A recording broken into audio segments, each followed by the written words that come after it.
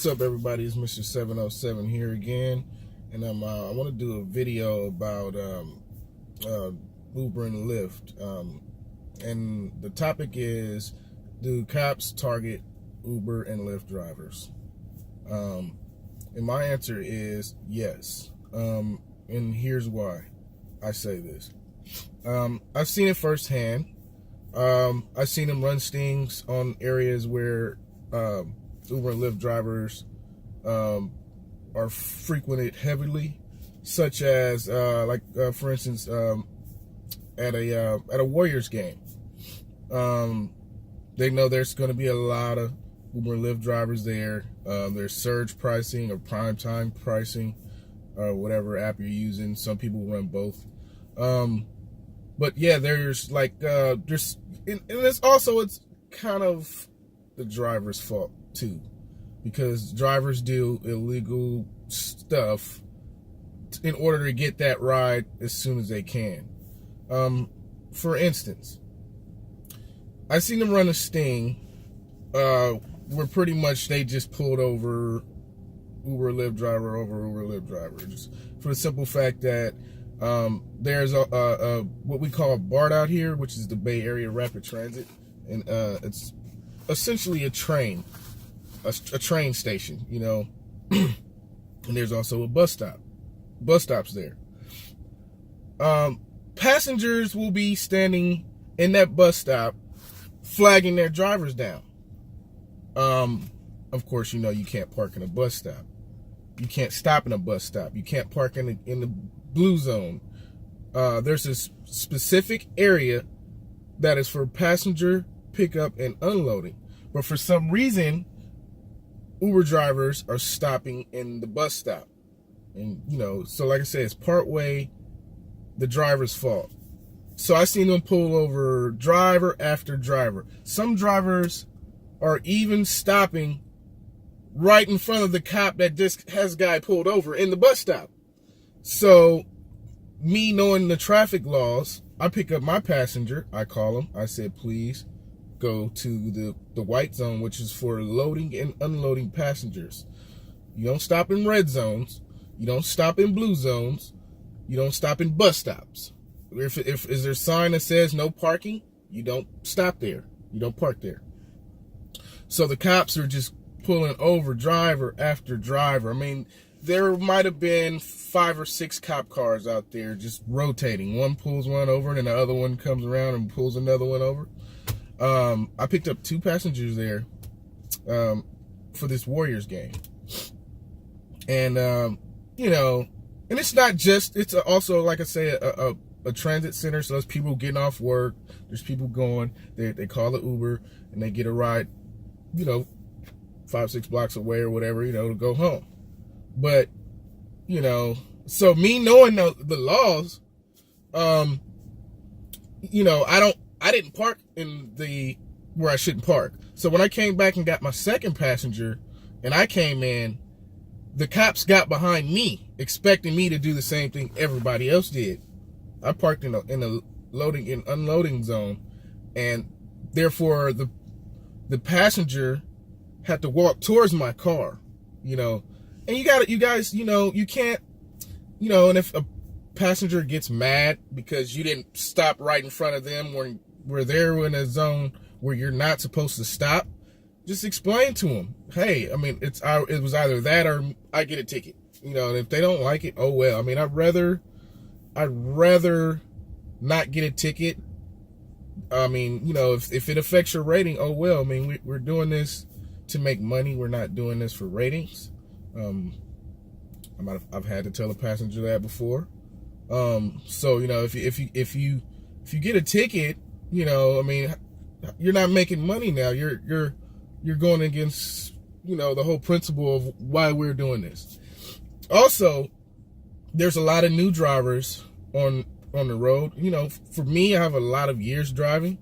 And I've had a lot of tickets when I was younger. So I know the laws. And not to say that we don't make mistakes, but like I said, you can't park in certain areas. You're not supposed to double park. You're not supposed to impede traffic. You know, and also I've been pulled over by the cops probably 4 times while doing Uber and Lyft. No tickets. You know, you could just as easily talk your way into a ticket as you can talk your way out of one. Remember that. If you're wrong, you know, you just explain to the cop, you know, your GPS is kind of, you know, having some issues, and I kind of just, you know, just kind of got mixed up, and, you know, I apologize, and, you know, so, you know, he may or may not let you off, you know, but it doesn't hurt to try, you know. It's like I said, you don't want to talk yourself into a ticket. Also, you can't cross over double yellow line. So like if your passenger is on one side of the street and you're on the other side of the street, technically you can't cross those double lines and make a U-turn.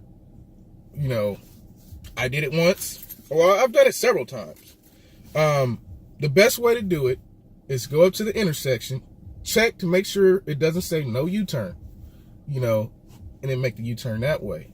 I got lucky. One night a cop witnessed me do it. I did it and seen him right when I was making the turn, and I was like, oh, he got me. And then, you know, he pulled up, and I was like, hey, man, I know, I'm sorry. He was like, yeah, that's an illegal turn. And I was like, my bad, you know, I'm picking up this passenger. And he was like, all right, and he went on his way. You know, not every city is like that, you know, so some cops, you know, they have, they're not extremely busy. But a city like that, you know, they got bigger fish to fry than, you know, busting some guy or some Uber driver over their illegal U-turn. Also, I've talked to passengers that have been pulled over in Ubers. Like, for instance, I talked to a guy recently. There's a thing called the Gore Point, and I got a ticket for this years ago, and that's why I know not to do it. That separates the highway and the off-ramp, or the exit. Now, if you realize that you missed your turn and you're thinking about crossing that line, I wouldn't even do it, because that is a moving violation. So if you gotta miss your exit, you gotta miss your exit. You know, if you're gonna get a slightly lower rating or whatever. Because yeah, I've heard of Uber drivers getting pulled over for that. It's real easy to miss your exit on the GPS if you're in conversation with a passenger, you're not paying attention, or you didn't hear it, you know, and then they say, oh, this is the exit, you know, and then you try to jump over. Don't do that. Because what could happen also is you could, in the spur of the moment, jump over and actually hit somebody. You're not supposed to jump over that, you know, so always be mindful when your next exit is. Always look at your GPS. You know, always keep an eye on your GPS. Like my GPS, my phone is right here. Okay, so it's always in view. So I don't have it down here where I gotta look down. I don't have it over here. It's right here. I don't have to really take my eyes off the road. I can glance real quick and have peripheral vision of the road. So be mindful of your setup, you know. But yes, cops do target Lyft and Uber drivers because we are taking away the revenues that they get from DUIs.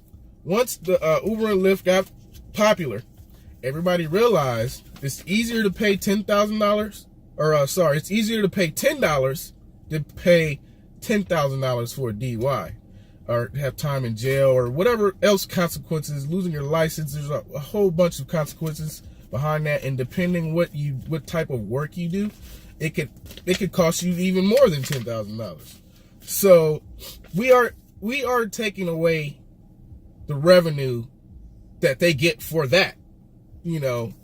And you know, it's kind of, you know, we provide a pretty good service, you know, and so you got to keep in mind the cops, their job basically, I mean, you know, is to protect and serve, but also what it boils down to is they stalk people.